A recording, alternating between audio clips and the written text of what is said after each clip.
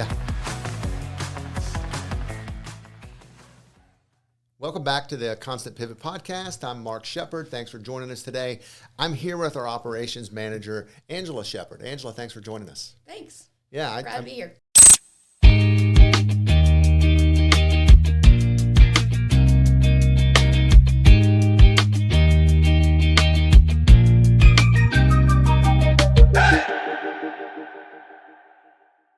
Yeah, we're thrilled to have you.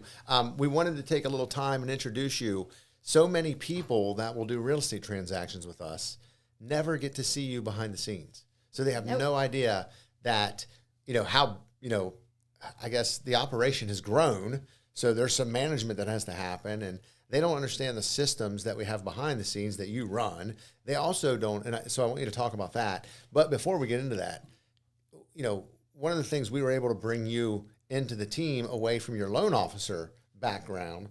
And we thought that's a huge, it's a different role. But having that mortgage loan officer background for us looking at, we were like, this is a win for the entire team. Like, you're going to have the lending background.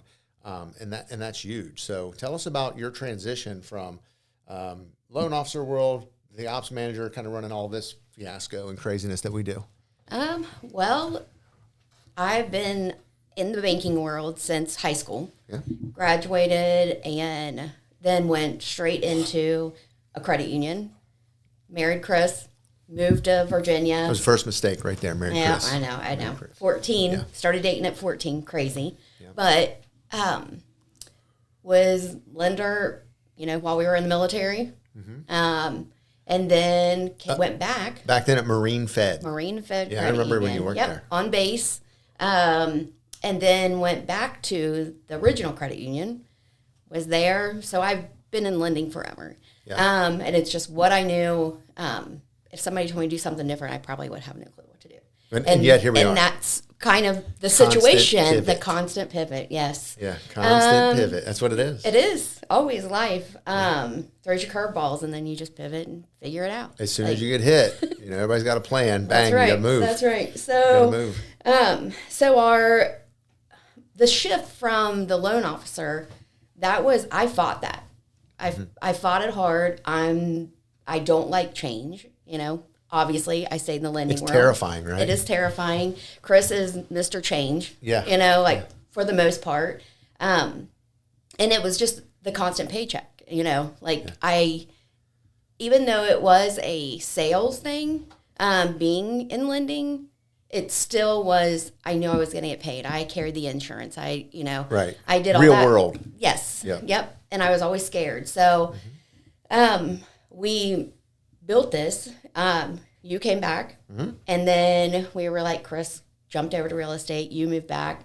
And it was one of those things that you guys kept saying, if we can just get Ange on board to help us.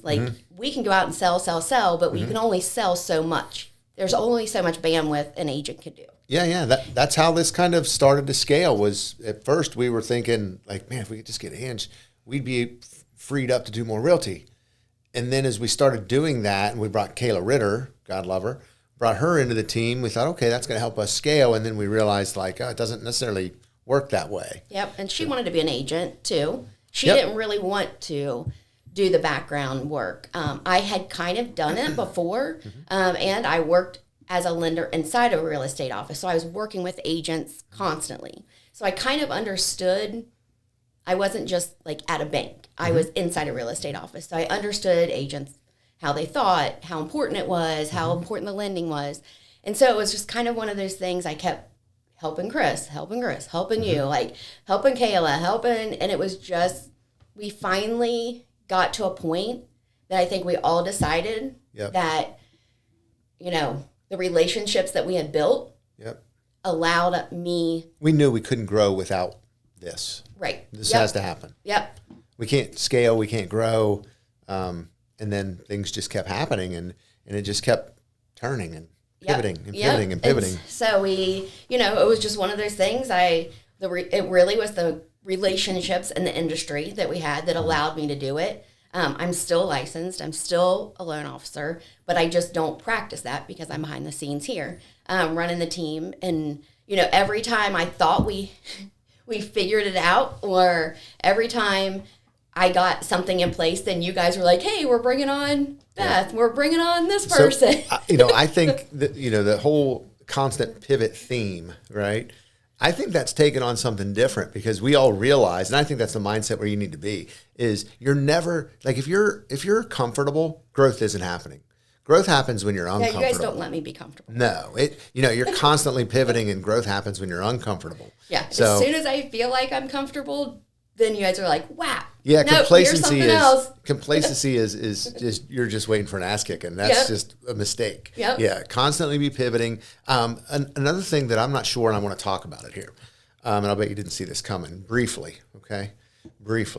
is you've built a team before. You've been involved in that. So from the ground up, you saw another team get built, and we definitely, harken back to those times and go, hey, how did this work? Or what do you remember from that? So, that's another boom for us, that from your, not only do we have your loan officer skill sets coming into the run the ops side, is you've actually been involved in a team that kind of did what we're doing from the ground up. Yeah. It was interesting. That experience. There was a lot of things that I learned. You learn, through different avenues. You learn what to do, what not to do, what worked, what didn't. What you felt was why you're here. Some people are here for different reasons, and initially that was the reason that I went back to, completely to lending. But there's just so much information, so many things behind the scenes, building something, paperwork.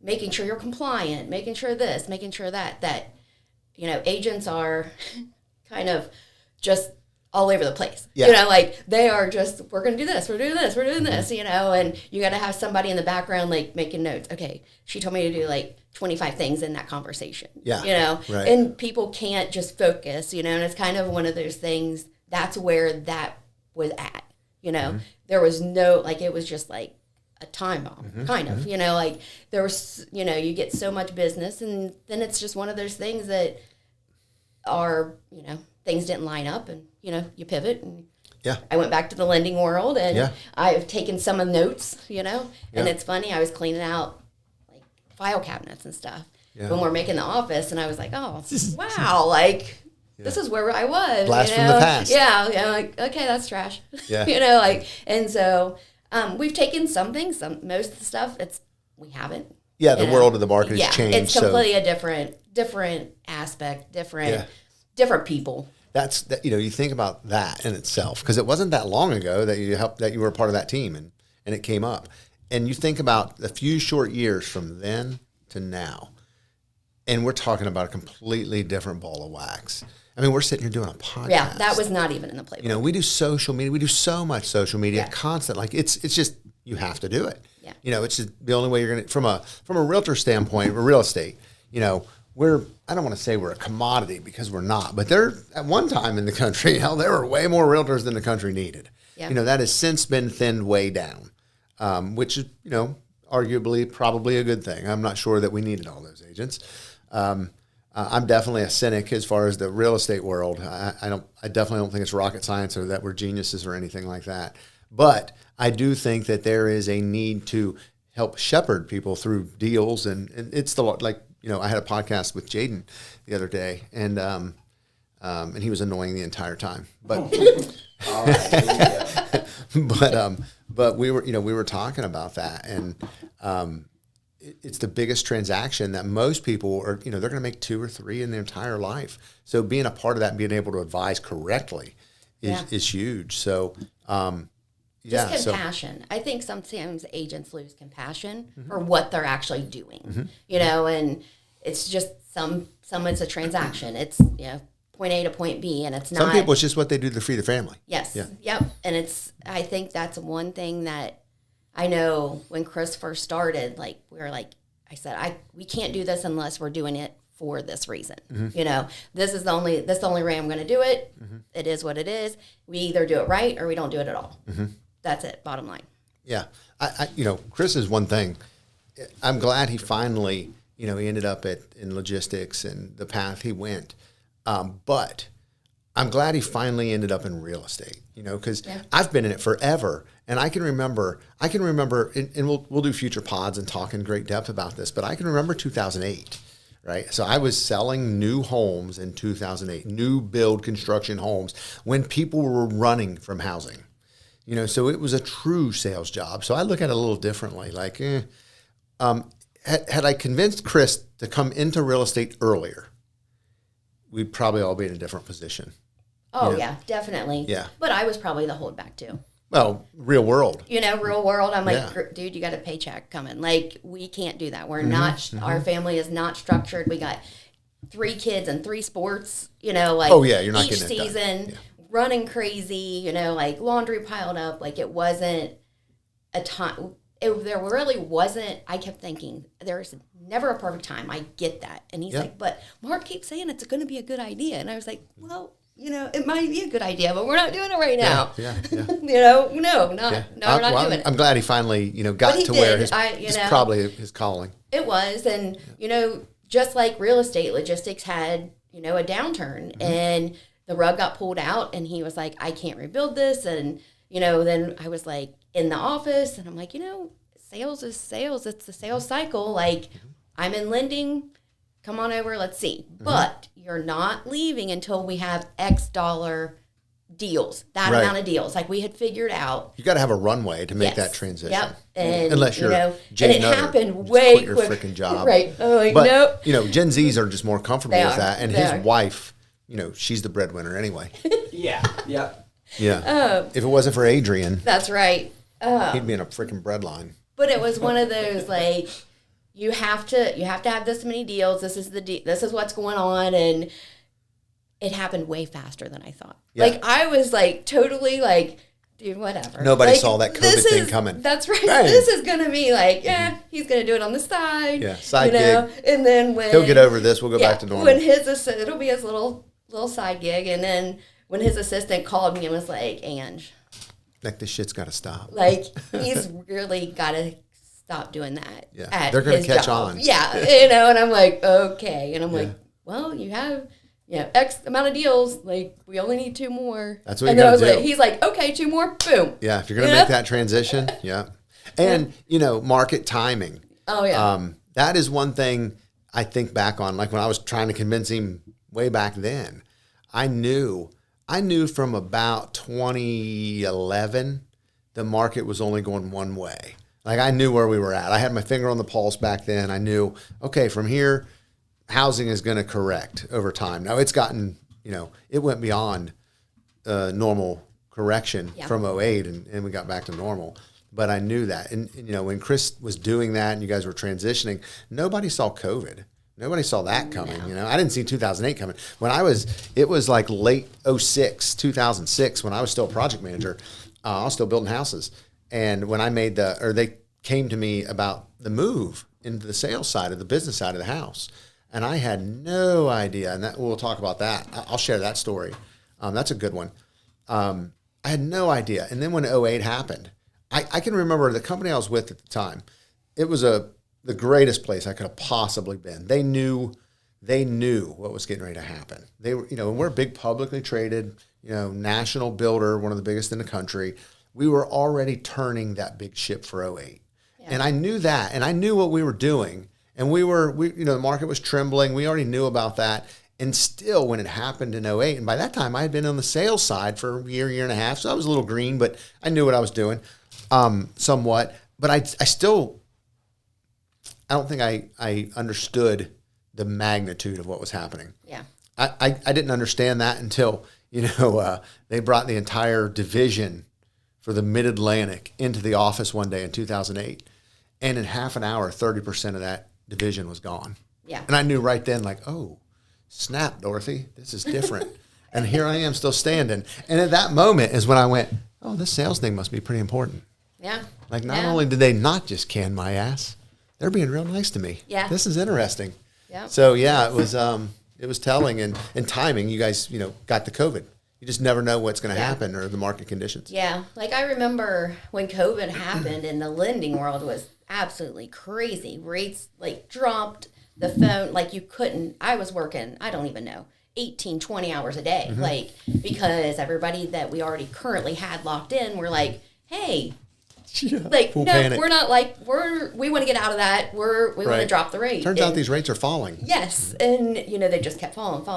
And it was just nuts. We were redoing applications. I never dreamed ever in my life that year I would make the money that I made that Right. year. Yeah. And that, honestly, that helped get us in a position. Right. And so I always say, like, COVID sucked, but at the same time, that positioned us crazy. Yeah. Yeah. It was just nuts. Came out of it in a different position. Yeah. Yep. And I'm sure we're not the only people that, and we worked at home, we made offices, Oh, we were all over the place. Getting through COVID, I had, going through that, I was still in, Northern Virginia at that time. And that's when I made my decision. At that point, I was like, nope, this is something else. I'm going to do something different after this. And then, of course, we had kids, high school, one graduating that wasn't, going to have a graduation. Yeah. She wasn't going to walk. So, Yeah. that's a whole nother That's a big thing that allows but- this to happen. Allows us to play and build the team the way we have. Empty nest. I say that all the time. Yep. I'm thankful for my kids. I hope they don't hear this, but I want to thank them for, like, hey, thanks for not being a screw up and having your shit together, and you listened actually along the way. And when you launched and took off on your careers, man, you never looked back, and it was awesome from a parent standpoint. I still have one at home. But, Yeah. Well, but she's different podcast, but I struggle with. with that now. I'm like, well, other than this team and the way this has taken off, I struggle with it internally. People, I'm not sure people realize this, but as an older dude, once you get your kids launched, moms, I think, are more involved. And I don't have any grandchildren. I'm not, counting down the time for that. But you go, all right, this is what I was, I'm the provider. This is what I did back then. Times were different. This is what I did. Great. Kids are launched. They're not in jail. Everything's good. Yeah. So then you struggle, like, okay, what's my role from here? Yeah, it's a struggle. We have the grandkids now and stuff like that. But, again, pivoting. I don't know. Yeah, pivoting. I never thought I'd be a Grammy. Well, we're fortunate to have you here. And you run the back of the office on the team. So oftentimes, if there is a client and an agent has a contract with a client, and we have a transaction coordinator, Maddie, will typically run the paperwork back house of the deal. And then beyond that, you're behind that. Yes. Yeah. So, me and Maddie, our daughter, we're fortunate that she was just able to come on board this year. So she's the transaction coordinator. So like you said, the agents will, we created a system, I guess we should say. Yeah, we own our own CRM system. Our own CRM system, back office system. And that was one of the things that was the driving force that I knew if we were going to bring people on, nobody can manage the amount of paperwork that it takes to get a real estate transaction from start to finish times, 80 deals. Yeah. Or 70 deals or 50 deals or whatever that number. But there's no way they can do it in a manner to make sure that they're contractually staying on target with the dates that's on the contract. So, and that's an important piece on the team is, it's one thing to go out and meet personalities and bring all those together. And Chris and I do a lot of that out on our travels. But on the backside of the house, salespeople aren't necessarily the most organized people in the world. They're not. No, you have that skill set, which is good. So having you in there as the clearinghouse for everything on the admin side is huge. So Maddie runs that. She makes sure that the defect note's done on time, or tells the agent like, "Hey, tomorrow it's due," because you guys are out doing your thing. And then, but on the other side, we want to make sure that we're keeping track of our clients after the transaction, or reminding them, or this or that. So there's the follow-ups, the organizing this stuff, putting a nice neat bow on it. Yes. And that goes, such a long daggum way in today's business. When's the last time, you do business with somebody and most of the time you don't even get a thank you, Right. I guess some of the big box stores will send you a survey, right? Yeah. And then it is brutal. So we definitely are trying to go the extra step and put a bow on it for people. Yeah, I mean, things like handwritten cards. Yeah, you know, there's makes a just there difference. when you get something in the mail, it's a little different, or it's your, you know, here's a coffee on us, or I don't know. It's the biggest, like we always say, it's the biggest decision somebody's going to make. Yeah. They have to trust you. They have to trust the people on your team, and it's just. You know what it is? It's the unknowns of a real estate transaction. It is. Like, it could go south anytime. Oh, and I'm so on the team. I always say I'm a cynic about real estate. You know, I definitely do not think it's rocket science. I'm like, any moron could do this. You know, and I don't want to offend anyone, but we're not curing cancer or anything here. However, it is a huge transaction. And what a lot of people don't realize, and I hear this a lot where people go, just buy and sell your house. You don't need a realtor. You can do this. You're 100% right. It is not rocket science until something goes wrong. Yep. And on every deal, something goes wrong. Yep. And if you're a homeowner and you're in it, you don't have the experience to know. Chances are you're not going to recognize the moment it's gone wrong. Right. And this is one thing that we get from you with your loan officer experience. There have been countless times that in some deal, and there's some nuance to that deal that from a loan officer standpoint, hey, we're going to need this. Yeah. And we'll be working on that before anyone even knows that the problem's there. There's things I've put on our checklist for Maddie to check and make sure it's done on certain types of property, because I know 10 days down the road, the lender is going to ask. And if that lender is not skilled in that niche, then it's going to be the day before closing, and their underwriters 100%. at that point. And Harry Homeowner's say, not even going to know. No, they're not going to know. They're just reactive to the deal. Yep. They're still letting the title company drive that train through, Right. and they're probably missing opportunities. And when you guide a deal or oversee it that way, you definitely see things that, in your experience, being a loan officer for so long, what things we're going to run into. Yeah, and like I've argued with lenders, like, no, we don't need this. I'm like, yeah, you're going to. You're going to, whether you know it like, or not. Whether you know or not. So just here, I'm going to send it to you, or whatever. Just keep it in your folder for when you need it. You're going to have it. So I do think that is a benefit to everybody on the team, because, and they'll call me and be like, what's the time frame on this? Or when's this going to, when is the USDA timeline or whatever? Like, there's just different things. I'll tell, it's a kind of a joke on the team. I'm like, okay, guys, I'm going to put on my lender hat. I'm going to put on my lender brain. Right. Listen to me. Yeah. Like, this is going to happen. It's another benefit that our team has is, Yes. You think about it from everyone's on the team, even, back to the ops manager. She was a former loan officer, or still a loan officer for that matter. Like, we have some experience and different skill sets that we're going to be able to guide the team to the right answer one way or the other. Yep. Not to switch gears here a little bit, but so this is one thing that you do that's awesome. I preach from this side exactly the opposite. So you should know this, okay? Oh, So yeah, I know. we should talk about this. So this is one thing I catch Chris on all the time, Jaden too, for that matter. Most of the time, our team, we have a lot of skill sets. When a problem comes up, yes, we recognize the problem. We know the problem right away. And then a lot of times, we handle the daggum problem. Yeah. That's a mistake. Building a team, people do not, this will be controversial here, okay? We'll have a whole pod on this at some point down the road.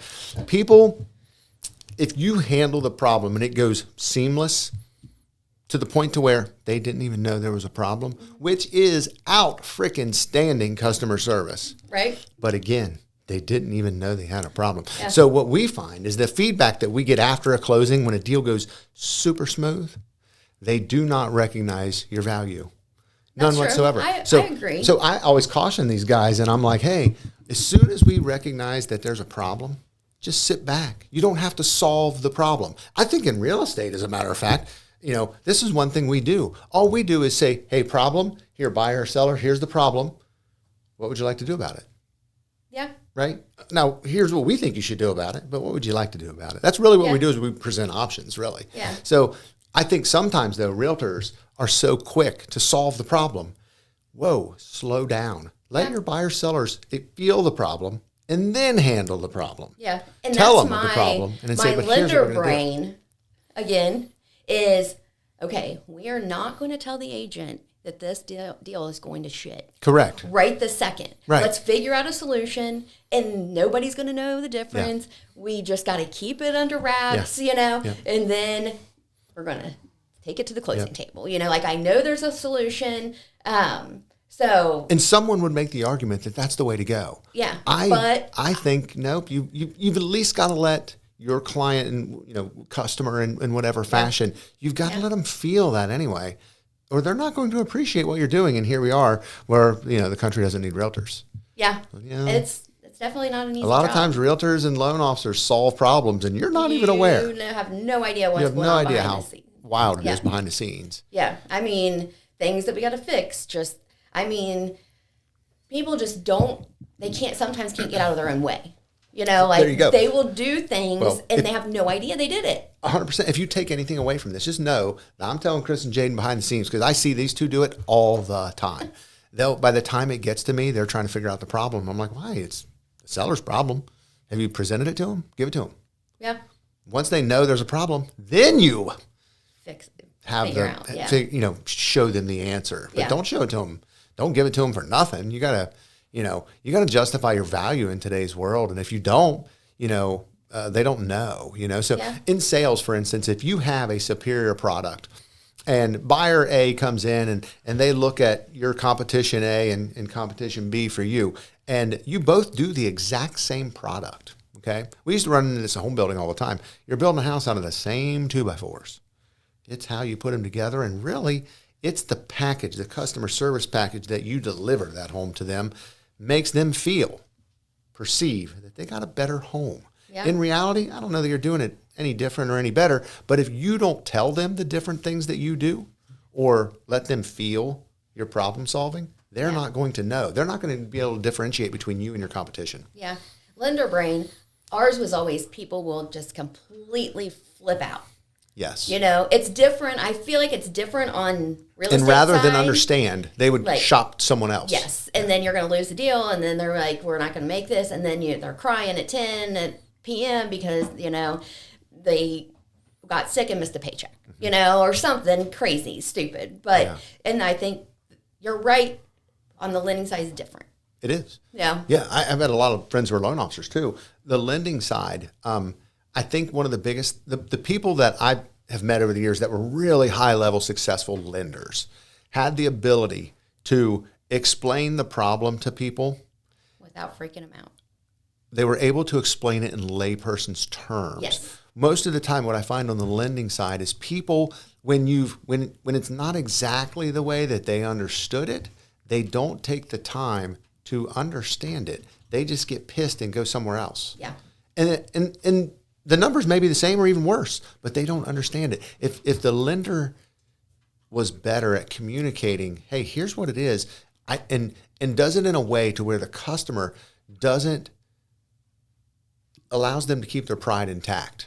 Yeah. A lot of buyers want to act like they know everything, when in reality, you sell 2 houses your entire life. You're going to do this 2 times. I do this 2 times today. Right. Yeah. So they don't know what they don't know sometimes, and their pride gets in the way. So I've seen lenders who can, give the problems and explain it and not make them feel stupid while they're doing it, put it in layman's terms. I've seen those lenders be more successful. Oh, yeah, definitely. I mean, I would be able to tell just on the initial conversation, is this somebody that I need to come and actually sit in front of and have that conversation or explain what they're getting ready to do, And it's tiresome, but but there's the better some they people, understand it, the easier it goes. Yes. Yeah. As long as the expectations, it's all about expectations, both sides, real estate lender. It's a great place to stop. We'll hit the, we'll talk about expectations on a future pod. Yeah. Thanks for coming on today. I think it'll really help people to see what goes on behind the scenes.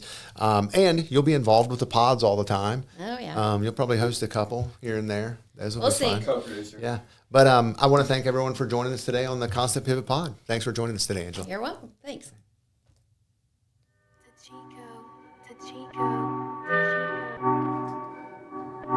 Good?